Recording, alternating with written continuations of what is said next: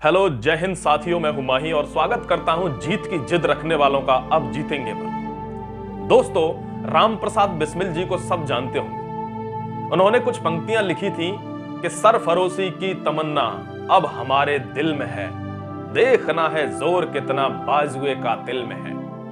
वक्त आने दे बता देंगे तुझे ए आसमां, हम अभी से क्या बताएं क्या हमारे दिल में है। साथियों, ये जुनून ही तो है जो व्यक्ति को आगे ले जाता है।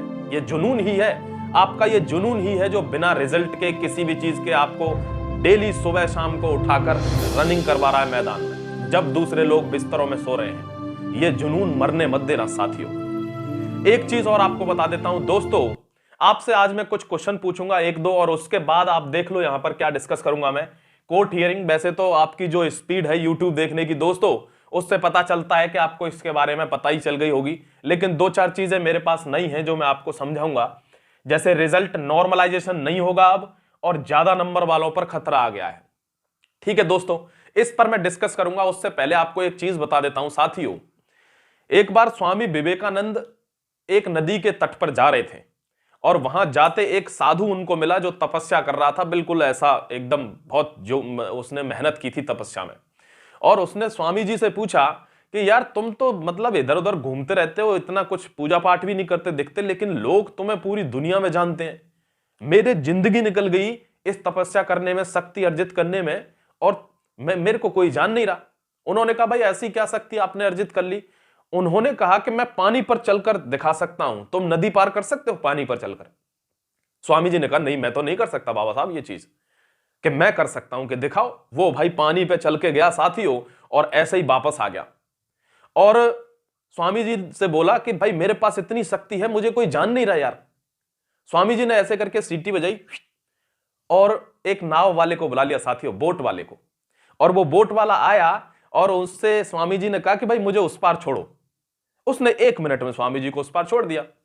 1 रुपया निकाल के स्वामी जी ने उसको दे दिया, और बोले कि भाई एक बात बताओ, जिस चीज में 2 मिनट लगे और 1 रुपए में जो चीज हो गई, उसके लिए तुमने 15-20 साल खर्च कर दिए। ये बुद्धिमानी है क्या? तुमको लोग कैसे जाने? साथियों, मैं आपसे पूछना चाहता हूं, क्या किसी एक ही चीज में बहुत लंबे समय तक टाइम खराब कर देना क्या बुद्धिमानी है?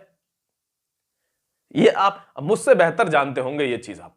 ठीक है, दूसरी चीज आपको बता देता हूं साथियों, कुछ डर हैं जो आपको डराते हैं कि दोबारा वैकेंसी नहीं निकलेगी, मेरी एज निकल जाएगी, अगर ये नहीं कर सका तो फिर दूसरा तो कुछ मुझसे होना नहीं है।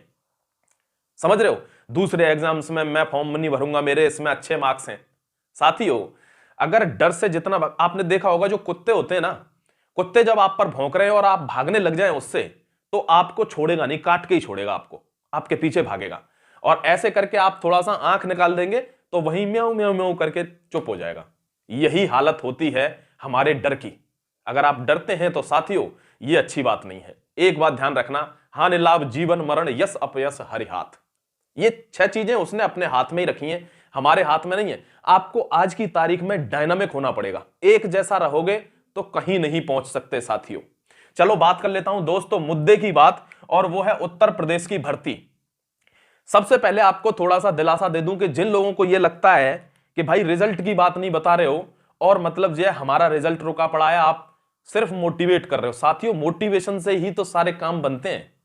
अगर आज जो नंबर 1 का पैसे वाला है, अगर वो मोटिवेट ना होता तो क्या बन जाता? साथियों, आप समझो जितने भी लोगों ने बड़े काम किए वो सब मोटिवेटेड लोग हैं।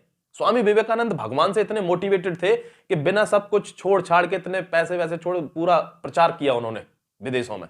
अब देखो, दरोगा भर्ती की अगर बात करूं दोस्तों, तो कोर्ट केस की हियरिंग, यानी हियरिंग थी कल। अब कल हियरिंग थी तो दोस्तों ये लिस्ट बनती है हियरिंग में, हाई कोर्ट में, तो लिस्ट में जितने केस आ जाते हैं उनको उस दिन की सुनवाई होती है। लेकिन अनफॉर्चुनेटली, यानी दुर्भाग्य ये चल रहा है, जब खराब दिन आते हैं तो ऐसे ही आते हैं, दुर्भाग्य ये चल रहा है कि कल लिस्ट बन गई, हियरिंग में आ गई आपकी वो, लेकिन वहां पर बेंच नहीं बैठी और वो केस की सुनवाई टल गई।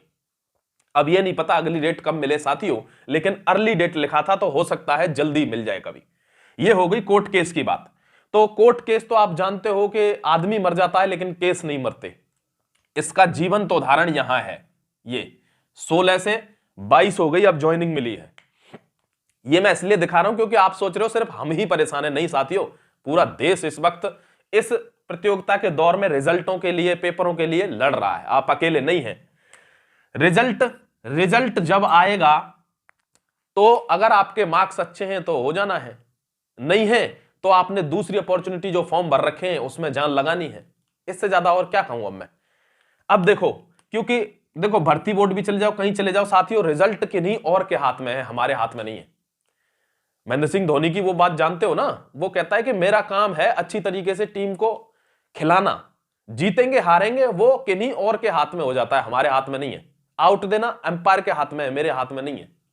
देखो साथियों, नॉर्मलाइजेशन नहीं होगा, ऐसे कमेंट मैंने यहां पर रिसीव किए कि नॉर्मलाइजेशन नहीं होगा यार, तुम पता नहीं परसेंटाइल बेसिस पे लिए जाएंगे, ये लिए जाएंगे। साथियों मैं मतलब वो वाद विवाद प्रतियोगिता तो ये है नहीं दोस्तों, लेकिन आपको बता दूं कि नॉर्मलाइजेशन होगा और उठा पटक होगी 35 से 40 नंबर की, बस इतना ध्यान रखना।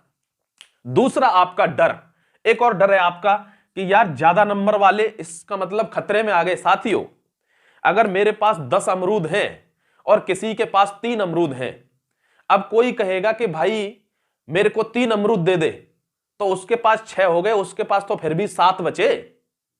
बात समझ रहे हो? जिनके ज्यादा नंबर हैं वो खतरे में कहां से आए? असली खतरा उनके ऊपर है साथियों, जो बाउंड्री लाइन पर है, यानी उनको नहीं पता कि मेरे घटेंगे या बढ़ेंगे। समझ गए?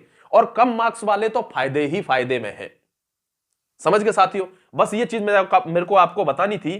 और दूसरी चीज ये है दोस्तों, कुछ इंफॉर्मेशन दिल्ली पुलिस की भी है मेरे पास, आज उसको बताऊंगा मैं। लेकिन आपको एक चीज ये दिखाने के लिए लाया हूं मैं कि Delhi police, RRB, NTPC, SSC, GD, air force, UPSI 2016 का अब हुआ है। यानी आप अकेले नहीं हैं, बहुत से लोग इसमें फंसे हुए हैं साथियों। मैं समझता हूं आप बात को समझ गए होंगे। दोस्तों एक बात आपसे कहना चाहता हूं, बस जाते जाते आप एक बात ध्यान रखना, आप बहुत अच्छे स्टूडेंट हैं, विद्यार्थी हैं, समझदार हैं, इंटेलिजेंट हैं, लेकिन साथियों एक बात रखना, अगर अर्जुन को अगर यह घमंड हो जाता कि मैं गांडीवधारी हूं, तो कभी भी भगवत गीता जी अस्तित्व में नहीं आती साथियों। भगवत गीता का जन्म ही इसलिए हुआ कि इतना बड़ा धनुर्धर, विश्व में तीनों लोकों में ऐसा कोई धनुर्धर नहीं, और उसके हाथ पैर कांपे तो वो घुटनों पे आ गया और कहने लगा कि केशव अब मेरे बस की नहीं है, मेरे पैर कांप रहे हैं। इसको कहते हैं बड़ा व्यक्ति। आपके अगर 130-32 नंबर आ गए, आप सबको गाली देते फिरेंगे, ये बड़प्पन थोड़ी है, ये इंटेलिजेंस थोड़ी है, ये एरोगेंस है साथियों। बड़ा होना बड़प्पन का बात है, एरोगेंस का नहीं। ठीक है, तो अर्जुन बनो साथियों, दुर्योधन मत बनो। दुर्योधन कम पावरफुल नहीं था, लेकिन ओवर कॉन्फिडेंस में मारा गया। जय हिंद, वंदे मातरम, अपना ख्याल रखो। All the best my dear friends.